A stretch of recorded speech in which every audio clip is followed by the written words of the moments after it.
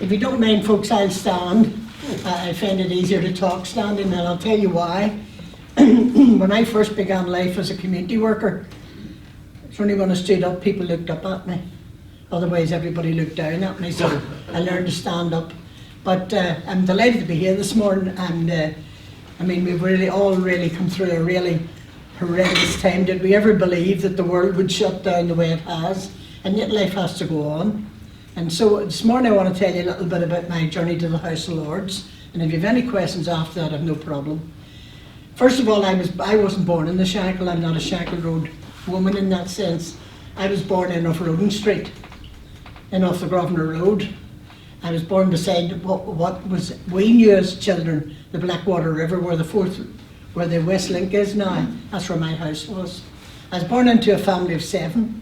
Mum and Dad, there was 9 of us, and a little 2 up, 2 down, and I know you all know what I'm talking about. Sometimes when I'm particularly across the water and talking about a 2 up, 2 down, people look at me. But I know you know what I'm talking about. There was 9 of us in a little house in off Roden Street, and the conditions was appalling. I mean, thank God people don't have to live like that here. I watch some of the stuff in England around housing, and it breaks my heart. But we lived in really, really poor working conditions. Our house was flooded on a regular basis because the Blackstaff River used to overflood its banks practically 2 or 3 times a year, and we were so low lying it just flowed in through the back door and out the front. I was born into a family of 7, and I was born just before the outbreak of the Second World War. And I say this when I'm out, I was 18 months old when the Second World War broke out, and it wasn't my fault. I could blame it on a whole lot of things, but that wasn't my fault. I was born into a rather strange situation. The simple thing was, as I've already said, there was a family of 7, Mum and Dad 9. But by the time I understood what was going on, there was only 3 of us. There was only my mum, an older sister and me.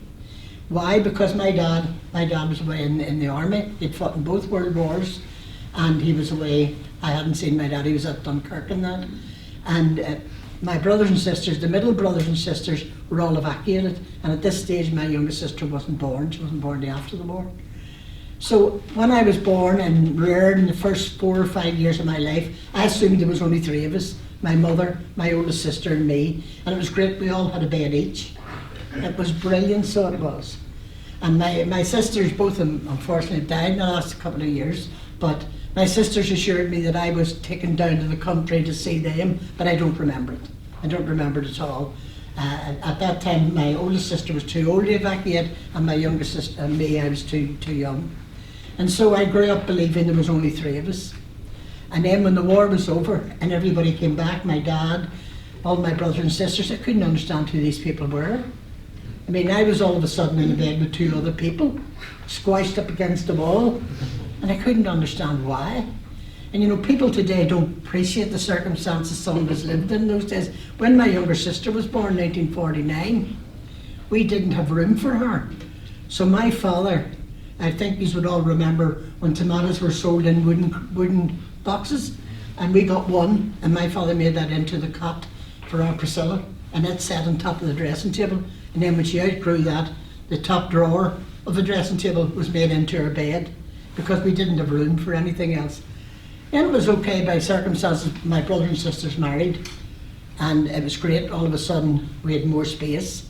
And you know, I'm very often asked when I'm out speaking why I never married. My father used to say, "Is there anything I should know about the big girl?" And you know, I don't know what he meant by that, but I never married, and I was asked once by an American, could I tell why I never married? And I said it was really quite simple. God gave my brothers and sisters husband and wives, he gave me brains. Now that's not necessarily true, but and I have to tell you my sisters didn't appreciate it, but it was just a joke. I was always going to save the world, I didn't have time to get married. The 2, believe it or not, that got away, their miss was their mercy. Because I find me hard to live with, never mind anybody else trying to do it, because I was always going to save the world. I left school, I'd done the dread 11 plus we hear so much about, and I passed, and I wanted to be a school teacher. Now why do I want to be a school teacher? I hated school, absolutely hated school with a passion. I went missing more times in school. Where was I found? Down in the boiler room with the caretaker. I hated school. But I done the 11 plus, which was what everybody done in those days, and I passed, and I wanted to be a school teacher. I wanted to go to Methody. My mum and dad, my dad particularly wanted me to go to Grosvenor High. Why Grosvenor High? Because it was just out our back door. Where Kelvin is, or was, that used to be Grosvenor High School. And my dad reckoned, well, you don't need a bus or anything, she just needs to cross the Black Pond and she's in school. But when it came to actually going to a grammar school, I didn't get going because my family couldn't afford the uniform. We couldn't afford all the things, even in those days that went with going into a grammar school. And so I left school at the age of 14. I really had a very rough time in school. When I'm out speaking to young people giving out prizes, and I often say, you know, I had a great relationship with my headmaster. I seen him every day in the week because I was always outside his door waiting for detention. And I used to call my headmaster Batman because he went up and down the corridor with this black robe on. But anyway, I went to school in Sandy Road, so I did. I went to Tin Top on the Donegal Road for primary, and I loved Tin Top. Why?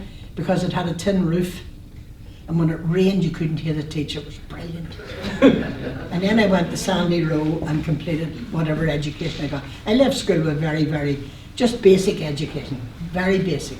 And a fortnight before I left school, the assistant principal sent for me and she says to me, "You're a hussy and you'll never be anything else, only a hussy." And I ran all the way home. I thought it was a compliment. And I so often had taken little bits of paper home and said, "May will be in detention for the next week." The teacher actually thought I was something. But if she meant I was a troublemaker, she was perfectly yes, that's what I've been all my life, a troublemaker. Because I was saying to someone recently, I find if I didn't make trouble, nobody remembered it was even there. So that became my life. I left school at the age of 14 on a Friday and started work in a mill just up the street. My mother had worked in Mackey's at that time. She was a cook, and she'd secured me a job. In those days you could do that kind of thing. She secured me a job in the office. Somebody was leaving, and to go into an office was quite a move up in social mobility, and I was getting this office job. We had a girl lived up our street, Ethna Law, who worked in the bank, which was again very rare, and my father used to say to me, "Why can't you be like Ethna Law?" And I used to say to myself, "Oh, please God, don't let me be like Ethna Law." But anyway, this job turned up in Mackey's. My mother put my name down. It wasn't coming up for a fortnight, so I was told to get out and get a job for the fortnight. No sitting around then, no such a thing as 6 weeks off for school holidays and all that kind of thing. So I started work in Mulhouse, which was just at the top of our street, which is now part of the Royal Victoria Hospital. I started work there. I could walk up, it was great, and I started work in the mill. And when I went into the mill, my father gave me one strict instruction that I was not under any circumstances to join the trade union. And my father was a great trade unionist. In fact, he worked in the shipyard all his life and he was known as Red Billy. So that'll give you an idea what his politics were. But my father believed trade union for men. Women didn't do that sort of thing. And no daughter of his was ever going to do it. I wasn't half an hour in the middle of somebody approached me and said, "We're all in the Transport and General Workers Union, are you joining?" Yeah, I wasn't going to be the odd one out. And it was only 5 pence a shilling. And I reckon my dad didn't need to know about it. And so for the next 4 or 5 years, I was a silent member of the union. My dad didn't know. And you know, I grew up in ordinary circumstances like any teenager. We went down to the Ulster Hall, we learned to dance, we danced to all the bands and all that kind of thing.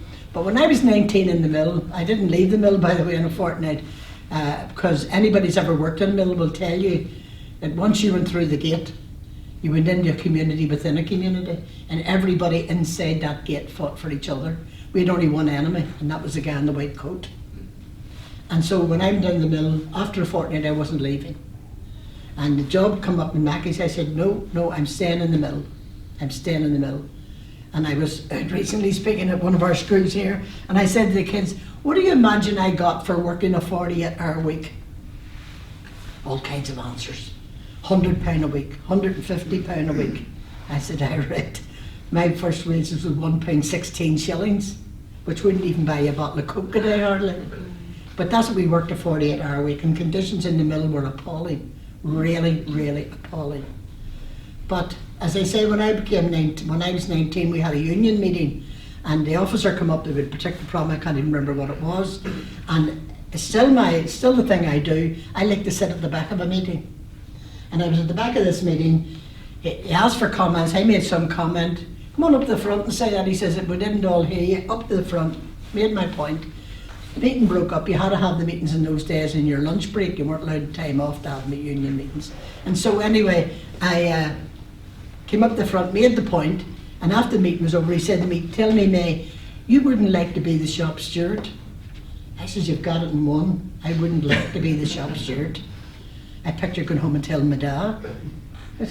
All hell would break loose. He said, well look, I tell you what, would you take it for a month? He says, because I can't be here, I'm in charge of 8 mills. He says, I can't be in every one every day, and this particular company's getting away with murder. He says, there was no such a thing as first aid. We didn't have a canteen. When we stopped for our lunch, rats wrong over our feet. We all sat in corners. When you think about health and safety today, but in those days, health and safety was only 2 words in a dictionary. They didn't apply inside the mill gate, and certainly no first aid, and all them kind of things. And so I said, a month? Well, my dad wouldn't need to know about a month. And I said, well, okay. You know, and I say this when I'm out to groups, and I'm sure there's people in this group know it. Somebody says, we're forming a group, would you be the chair? No. Would you take it for a month to get somebody? And 16 years later, you're still the chair. And sounds like this group. That's right. That's very often the way the world works. But anyway, I went upstairs. I worked on the 4th floor. At this stage, Mulhouse had closed. It was sold to the Royal Hospital, and we had all moved up to Blackstaff Mill on the Springfield Road. 450 people. We were all in the Transport and General Workers Union. I went back up to my place of work, and I was sent for by the manager. And he says, I understand you're going to be the union rep. Yes. He says, well, you do realise all complaints will be taken outside the gate. All money, in those days you had to lift the 5 pence a week, will be lifted outside the gate. You'll mark all the cards outside the gate. But no such a thing as running round the mill finding out things. And I remember coming out of the office that day and saying to myself, if he's so much against it, that's for me. He also said a thing that stuck in my mind. He said, of course, it will not be in your financial interests. What did he mean by that? We worked on a bonus scheme, and he meant I was going to get all the bad work. He was going to make sure I paid for being the union rep. So I phoned Billy Mann. Billy's now dead. I phoned Billy Mann and I said to him, yes, Billy, go ahead, but the only thing I can say is I know nothing about being a shop steward. I have very low education attainment. He says, don't worry about that. He says, I will get you all the training you need. Just at that time, fortunately, they brought out a new law that you were allowed time off to study. And so I went down to the Tech at the Black Man every Wednesday to study. And I found myself as the only woman in a class full of men. And again, I used to sit at the back and watch what all these men were getting on with. And one thing that sticks in my mind particularly was, I remember one time, the stewards from Michelin was coming up to some World Cup, and I can't remember what it was. But it was coming up to some World Cup, and they were complaining because Michelin wouldn't let them stop and watch the actual match. Michelin had offered them, we will tape it, you can go up to the canteen after your shift, watch it, and we'll throw in a couple of crates of beer. I said to myself, that's fantastic, because the day before, in the mill, where there was 450 workers, in the room I worked in there was 100 women, what was I fighting for? I was fighting for 2 more toilet rolls. My boss put 2 toilet rolls into the ladies' toilet, and he considered that was enough for the whole day. And I was fighting to get 4. And you know, that really stuck with me because it realised that I was not asking for enough. And so I went on and trained more and more and more and got more until I became a senior steward, I became a convener. And it was a very rare thing in those days for a woman to be that, particularly in the Transport and General Workers, because I'm a rat courtesan, and this is perfectly true. There's nowhere you would have been more sexually harassed than within the trade union movement. And so I began to learn different skills. I learned how to be on negotiating panels. I learned how to sit on tribunals. I learned how to present people's cases. And so time went on, and we began to try and make changes in the mill. And I haven't the time this morning to talk, but we've done a lot of things. We got the wages up. We got the conditions improved. My firm wouldn't put a first aid in because they considered we were so near the Royal Hospital, which was just across the road. We didn't need a first aid. And one time I sliced the top off my thumb with an electric knife, and they just wrapped a hanky around it and sent me down to the hospital. All those things, we got that all changed. And then of course, moving fast on, I lived, as I say, in Roden Street, and that's where the troubles broke out. I remember well that night. I was up visiting one of my workmates in 10th Street on the Falls. She'd been injured that day, and I'd taken her over to the Royal, taken her home, and I remember going up to see how she was, and went up, and on the way back down the Falls Road and down the Grosvenor Road, petrol bombs were flying everywhere. What the devil's going on? And there was groups of people on both sides, and I remember seeing Father Paddy Murphy trying to hold back people at Dunville Street and places like that. And so I went down home really shocked, got the car parked, came round home, and that was the beginning of the troubles. It really was for us. I lived in an area, and I'm rather proud of it, I lived in an area that was mixed. Protestant Catholics are side by side. And you know, I'm on record of saying we were poor, but we didn't know we were poor because nobody had anything more than us. And you know, one of the things, and I was thinking about this when Austin Curry's funeral was at the weekend, 2 years ago I'd done a programme with Austin Curry in Queens, and he was talking about the whole civil rights movement and about the lack of housing for Catholics, and there was all that. But there was also that in working class Protestant areas. I mean, we lived in the most appalling conditions. We couldn't get anybody to help us. And the troubles for 2 or 3 years in that area intensified. People built barricades. We have to climb over the barricades to go to work, climb back. And you know, the funny thing about it was, and I often say this, on a Saturday morning, the Catholics on that side of the Grosvenor Road had built these barricades. And we used to go up, a group of women, we used to go up, and the women on that side would hand over a note and money, and we'd done all their shopping on the Grosvenor Road, and then we went back and handed the goods back over.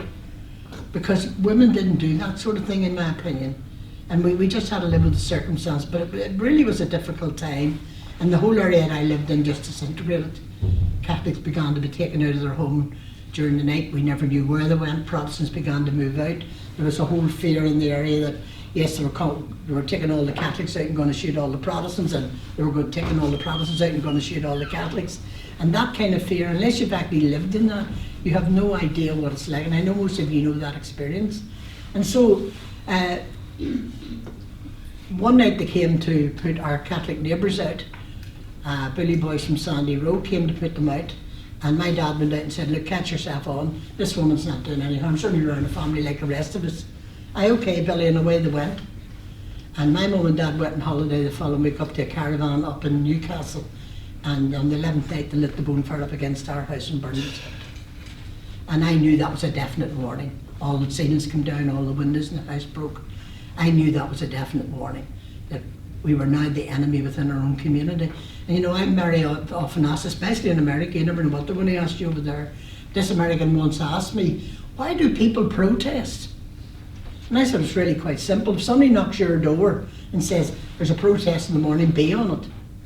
Whether you believe it or not, you have to make the choice. Do you go out and join that protest and be part of the community?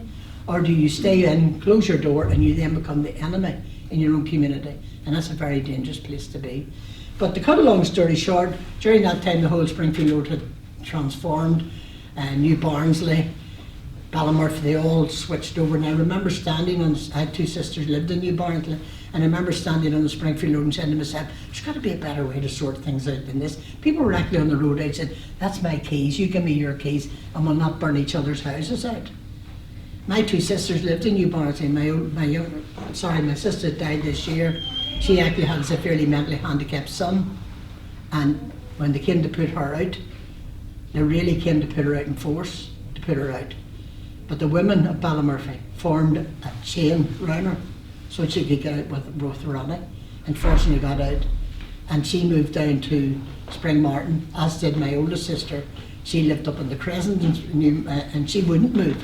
She said, not at all, I'm not moving, I've lived beside these people for years, we play bingo together, we do this thing. She wouldn't, but in the end she had to, because at that time the Unionist Party had a policy called Scorched Earth.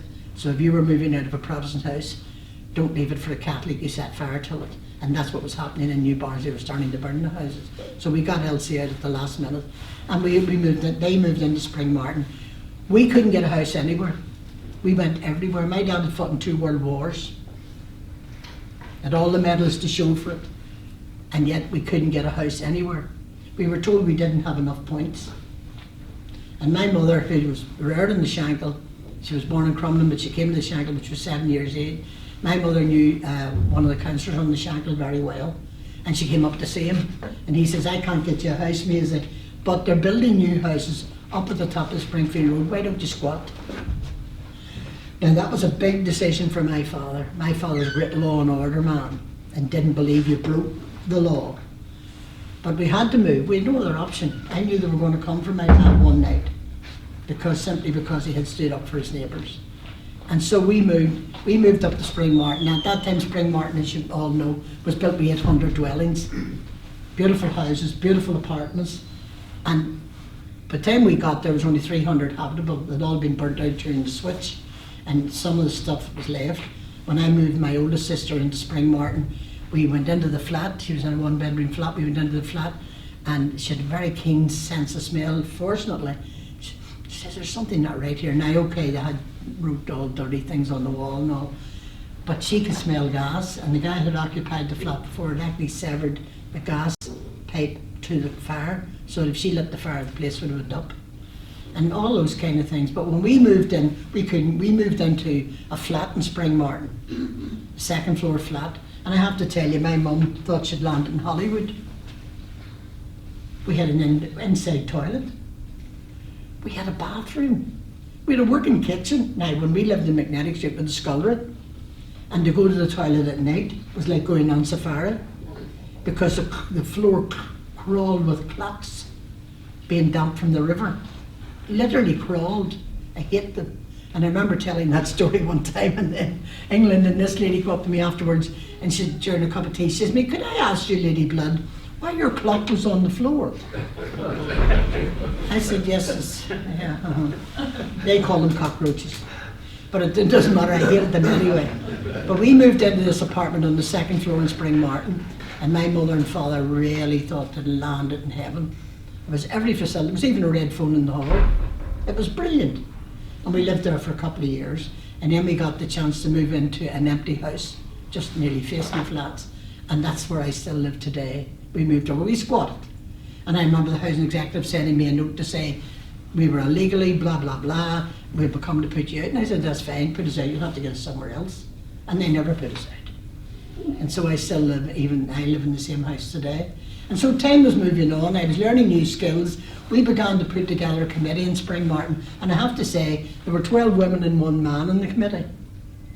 Now, why was there 1 man there? We asked Ray Murray to come and join us because Ray Murray was good at writing letters, and he was good on the computer, something we knew nothing about.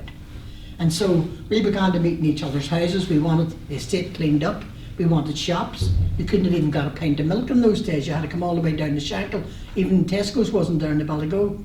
And so it was really, we had no play facilities for children at all, none. One of the first things we done in Spring Martin was everybody had a garden with railings and a front door. And I got a guy who owned a big paint place to give me free paint. And we got young lads to paint everybody's railings brown, all the doors brown, all the windowsills cream. And immediately the estate looked different, so people began to say, hey, we can make a difference here. You know, and so you done little things like that, but gradually we had what we called a 5-year plan. What we wanted shops, we wanted the estate cleaned up, we wanted all the derelict property taken down, we wanted the bin men to be allowed to come in. We couldn't even get the bins empty. I have photographs at home where people actually just tossed all the rubbish into the back garden. It was as high as the railings. And so we began to work on all those different issues, and we had a 5-year plan. I remember being asked, well, where's your business plan? I said, what's a business plan? Well, you'll have to cost all this. Right enough. I hadn't a clue what he was talking about. But through my trade union connections, I was able to get the business plan. And we produced it. We brought the minister up. I was told the minister would not come up to the peace wall, wouldn't come anywhere near it, but we fought and fought, and we got the minister up. And when he came up, he actually said, whoever built this estate should have been asked to live on it. But gradually things began to change. We got shops, we got a bus terminus. The bus used to come all the way up. we got different things in. We got the estate cleaned up, we got all the derelict property taken down, we got all the property refurbished, even though it was only about 12 years or 14 years old at that time, we got it all refurbished. The one thing we could never get was a football pitch. We wanted a football pitch for the young lads to kick a ball. We couldn't get it anywhere. We got a little park. We raised £43,000 ourselves, which was a lot of money, to build a small park. But there was nowhere for kids to kick a ball about. And when I tell you that we had the 5-year plan, which lasted 10 years, the football pitch plan actually lasted 40 years. We only got the football pitch 3 years ago. And it was through the like of Frankie McCurdy and the brilliant work that he done in our estate that we got state-of-the-art football pitch, which is well used. Art lights and everything's well used every night. It's great to see the kids do it. And so gradually the estate began to change, and I began to do other things, get involved, and wondered what the women on the other side of the wall were thinking. Had they the same problems as us? Because you see, when we went up to Stormont, we were told, oh, use our orange, we couldn't do that for you, we'd have to do it for the greens. When they went up, they were being told, we couldn't do that for you because we'd have to do it for the orange. We went together, and it threw the whole thing into disarray. They didn't know what to say then, they couldn't tell us that. And so things began slowly to change. Slowly is the right word, and there's still a lot of change has happened. They built the Peace Wall. We had a youth club on Spring Martin. There's a youth club in Springfield Park, and they closed both youth clubs, but they found £1 million to build a wall, and that's why it's known as, it's called the Million Brick Wall up in Spring Martin, and there's been stories told about it, but there's 1 million brick in it. Every brick cost £1. And so all that was going on, and I was getting more and more involved in community work, more and more involved, and I was being asked to go to America to speak at conferences. And I went one time to, I was always, and have to say, I was always deeply opposed to politics in Northern Ireland. I've never wanted to be orange, I've never wanted to be green. I just wanted to try and work for the good of the people.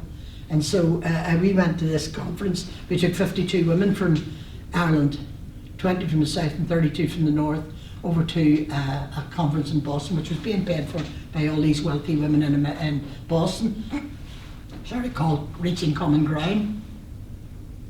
We went over there, and I always remember one speaker was talking about they have problems also. We're not the only people with problems. They talked about all their problems, and this woman said, you know, we entered the political field for one reason. You can't score goals from standing on the sidelines. You've got to be on the pitch playing. And that struck me, you know, there's a lot of sense in that. We could be as good as we like, and we'd all be a bunch of do-gooders, but in that we're actually part of the system and trying to change the system the way we would want it changed, then obviously it doesn't do. So when I come back, a group of us got together and we formed a women's coalition. It wasn't particularly I don't want a women's party, I don't believe in a women's party. I believe there's men and women in the world, and that's the way life is. But we formed a women's party, and at that time there was a special thing happening in can't even remember the date, it doesn't matter, 1996, and there was a special talks process happening, and there had to be 10 parties at the talks process. But the interesting thing about the actual thing was you didn't need any money to stand a candidate. There was no such a thing as a deposit. And secondly, it was an accumulative vote. So the more people you had standing, all those votes were put together. And so that's what we done in the Women's Coalition. We put together, we were told women wouldn't do it. We actually had to draw a line when 72 women wanted to stand. We couldn't fill the forms in quick enough. And we got them all down. We got the Women's Coalition formed, and the Women's Coalition was the 8th party elected to the talks. And when we went to the talks, and then from the talks, of course, you all know the Good Friday Agreement. And so I was working my way through it. I have to say also, during that time, I'd been working with the Greater Shankill Partnership. We've done a lot of work in building this building. It just fascinates me when I come here and see it. I remember the old stadium, and yesterday I was at a tribute being paid to Kathleen McKee, who worked here hobby horse for years in the most appalling conditions, and they wrote a book about Kathleen, and I was down for the launch of it yesterday. All those things was happening on the Shankill. There was good things happening, and there was things being pushed forward. Jackie Hewitt, Jackie Redpath, all those people were involved in trying to push issues for the Shankill, because let's face it, on the Shankill, if we don't do it for ourselves, nobody else is going to do it. And that's always been the way. And so I began to move on. Rowan Davison, who's just started here this morning. Actually, Rowan Davison done tremendous work for the Shankill and helped us secure the money for our early years programme. The thing about early years was, in those days you never heard tell of it. It was a new phenomenon, early years. And the only person I ever heard really talking about early years was Hillary Clinton, and had the opportunity to go over and speak to her. But we wanted to start an early years programme on the Shankill.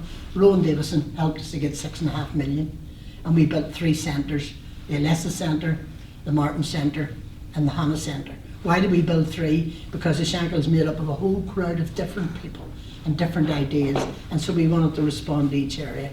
And I was told at the time, I have to say mainly by our politicians, that it wouldn't work. The money should have been given to the Belfast City Council. And I remember saying to a guy, well, if you have a better plan than we have, I would like to join your side. I want to be on the winning side. 24 years later, we're still doing early years on the Shankill, and we work with over 1,000 families. So we do. When the money for early years finished, we got 6.5 million. When it finished, we had 3 centres and no money, but we were able to secure.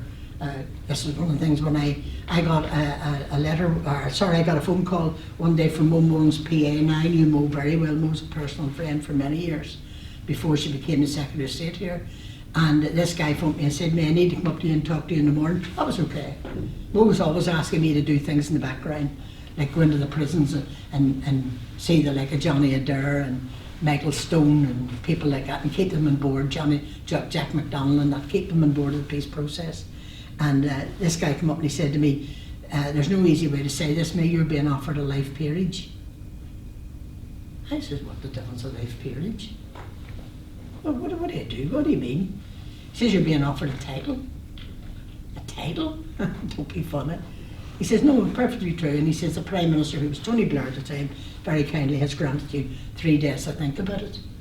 Now, I'm told by most people who get into the House of Lords, John Laird, for instance, always boasted he only took him 5 seconds to make up his mind to accept the title. But I thought long and hard about it. Was this really, really the way I should be going? And I said to Chris at the time, yes, of course, I have a bad habit. I say yes to everything and then go home and say, what the devil did I say yes for? But anyway, I said yes, and Chris went away. And then I went home all night and walked the floor. What had I actually done now? I had no idea even where the House of Lords was. Never mind what you'd done there. And why would I be going to the House of Lords? And anyway, I phoned him the next morning and said, "I've changed my mind, I'm not going. I'm not into robes and titles and all that kind of thing." He said, "Well, the Prime Minister's going to give you 3 days to think about it." And I have a very strong Christian faith. I've always believed that God's opening these doors for me. I've always believed, even though sometimes it was hard to understand why, I believe that that's the way my life has been laid out. And I went away and I prayed about it. And I said to myself, maybe this is a door that God wants me to go through, even though I had no idea what it was. And sometimes, you just have to take that step, even though you don't know what's on the other side of it. And I often talk when I'm out speaking about the many doors in life you go through. And this was a door that I was being asked to go through. I had no idea what was on the other side of it. But I phoned Chris back and said, "Yeah, go ahead." Then began a whole process. I got a letter from Tony Blair saying this was a complete secret. Nobody was to be known until he announced it publicly. Then I got a letter from a man called Garter. Now, if anybody was going to put you off, this was the guy, mouthful of marvels. And he said, "Now, Lady Blood, we'll have to think about a title." I said, "I don't want a title." "Oh, you have to have a title." Now, why do you have to have a title? Because in the House of Lords, you could have several clerks, you could have several lairds, you could have several people with the same name. So you have to have a title that distinguishes you. And fortunately, I was only Blood in the House of Lords, but that wasn't taken into account. So you have to take a map over to this guy Garter in London, and you do this all at your own expense. Took the map over. Now, when I started here, I said that I was born beside the Blackwater River, and I always believed that's what it was, because the street Blackwater was beside it. You actually don't call the river Blackwater, you call it Blackstaff. But on the map, there was a place called Blackwater Town. And I said, right, that'll do me. I had no idea even where it was. That'll do me. So when I went over to see Garter, I showed him it, and I pointed out that Blackwater Town. So my formal title is Baroness Blood of Blackwater Town, County Armagh. Try getting that on an envelope. And when you're sworn in, that's the formal title. I said to my friend, who's now dead, I said, I better go up to Blackwater Town and see what this place is like, just in case somebody asks me a question about it. I went up on a Sunday. Now, the history of Blackwater Town is in 1969. It was 99% Protestant. There was only one Catholic family lived in Blackwater Town. Today it's the exact opposite. There's only one Protestant family lives in Blackwater. But I went up anyway. Every house had a tricolour out of the window, and every street was in Irish. And I remember sitting in the street saying, my God, what have I done now? And when I came back, I was sent for here by our defenders, by one of the senior defenders. He said to me, what on earth made you take a Republican hole like Blackwater Town? I said, it's really quite simple. I'm claiming it back for the Protestant people. That wasn't true, but he didn't know it wasn't, and he accepted that. Anyway, that went forward as my title. And Blackwater, I have to say, were really thrilled about it. They had a project around the rivers, fishing and all, and they got the money for it because they had a baroness. So that was okay.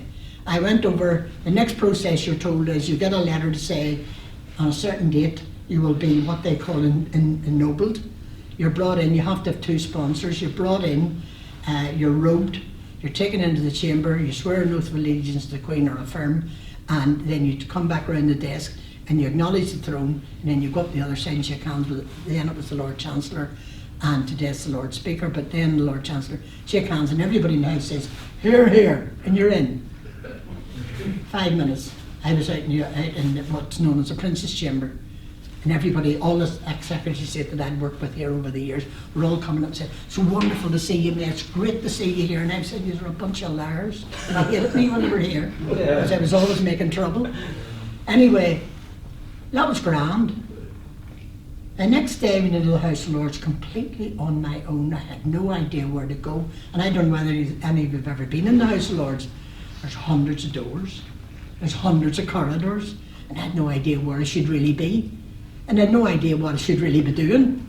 They don't give you a job of work. You build up your own job work. You put your name down for an office. It takes 2 years to get an office.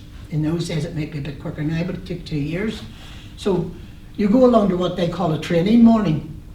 And this guy said, no, he says, we can't let you all have an office immediately, but we can let you have a laptop computer.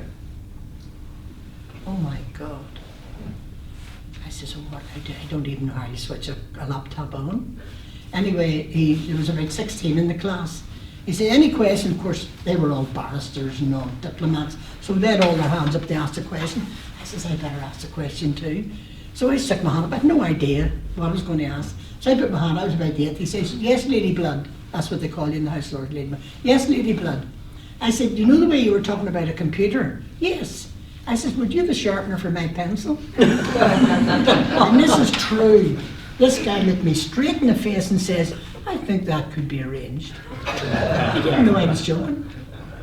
No sense of humour. But anyway, they train you on the computer, and I have to say they're very good. They give you one-to-one lessons, and it terrified me. I went to this girl for lessons. She had a computer as big as that there. It all come up, and I said, oh my God. And she showed me how to switch in, put in the laptop and all. Take it home. She said, I want you to take it home and practice and bring it back next Tuesday. We were having another lesson. So I brought it home, took it into the house, plugged it all in, as she told me. Never come on. Oh my God, I says, I broke this, bringing it home.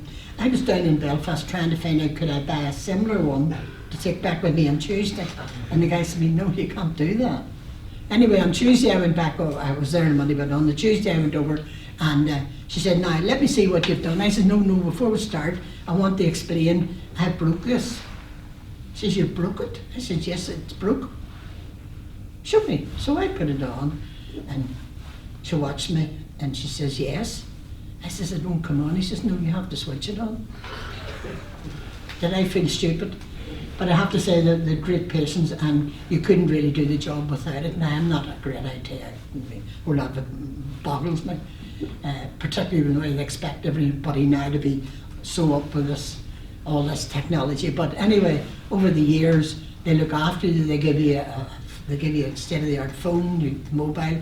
I then got a desk. I shared a desk, I shared an office with 5 of the women, there's 6 of us in it. You've got all that. And I have to say the House of Lords, the staff is the House of Lords. They really are, they're tremendous. And so I remember when I first went in, I want to finish this to give you a chance to ask questions. I remember when I first went in, one of the first debates I said, and this lady was in a wheelchair, and she said she was fighting for easy access. And she says, I'm getting tired of this, she says. I'm here 25 years and I'm still fighting for it. And I said, 25 years? How could you be here 25 years? I'd done 20 years and it just went past like that. I couldn't believe it. I learned so many things. I've been honoured so many times. It's really embarrassing because I know there's a lot of people, and particularly in Northern Ireland and particularly in around the Shankill, who've done the most tremendous work. But you know, one of the things getting into the House of Lords gave me the opportunity. When our early years programme money finished, they were just introducing in England a thing called Sure Start. And one of the girls came to the House of Lords to give a progress report and talked about England, Scotland and Wales and how well they were all doing. And it's the first time I'd ever spoken in the House, and I got up and I said, I'm delighted to hear about the children in Scotland, England, Wales doing so well, but does this House realise the children of Northern Ireland are being denied this? The next day I was inundated with people ringing me, how dare you call the minister out on the chamber, on the floor of the chamber? I wasn't calling anybody out. But to cut a long story short, it's amazing how that kind of thing works, because within 9 months I was sent for by, he's now the Lord Speaker in the House of Lords, John McFall used to be the minister here, and he said to me, if you can reinvent the need, I can reinvent the money. Okay, he first tried to convince me that the money was on the table and nobody tried to claim it. I said, you must be joking. In Northern Ireland they take your arm off for £1. And you're telling me there was 10 million and nobody was claiming it. Well, he said, if you can reinvent it, we can reinvent the money. And within 9 months, we had 19 Sure Starts all over Northern Ireland. And today we're 37 all over Northern Ireland. And we just had a visit last week from the department in there, quite pleased with what's going on. A lot of good work going on in the Shankill, not just in early years, not just in all that kind of work, but all over the Shankill. There's really, really good work going in. And so I was coming up to 20 years. I'd always promised myself, well, I promised myself when I was 60 I'd retire. That didn't happen. But I always said when I got to 80, I would go, because the House of Lords has far, far too many old people in it. I mean, there are people in the House of Lords, we were 90. I don't understand the language that young people talk. How would they understand it? And so the one time we had a debate, you weren't allowed to retire out of the House of Lords, but they had a debate and it came out that you could retire. And so when I was 80, I retired out of the House of Lords, and I have all the privileges. I still have the title, I still have my badge, I can go in and out of the House of Lords. The only thing I can't do is go into the chamber and vote. That's not a big loss, I have to tell you. But you know, it's been such an experience, and when I look back in my life, you know, people often say to me, would your mother and father, had your mother and father been really, really delighted to see you in the House of Lords? Yes, my mother would have been thrilled. My father would have hated it. My father said, how dare you become one of them? But that's another story. But as I say, you know, I'm very often asked, I wrote a book in 2007, Watch My Lips, I'm Speaking. I didn't really want to do it, but I was under a lot of pressure, and it was wrote, and I said, well, that's the end of that. I have to say, and I was thinking this last night actually, a friend rang me from Australia wanting to know how she could purchase my book. People are still buying it, I can't believe it. When my book was published, it was $16.99. Today, and it's a second-hand book you get today, it's £33. I can't believe it. People must be very bored with time, with nothing else to do. But you know, it's wonderful how all those things open up and how all those things give you an opportunity. But I was asked at the time I was writing the book, could I sum my life up in one sentence? And I'm going to finish with this. Yes, it's really quite simple. I'm just an ordinary woman who's had the most extraordinary opportunities. And thank you for asking me along this morning. Thank you very much.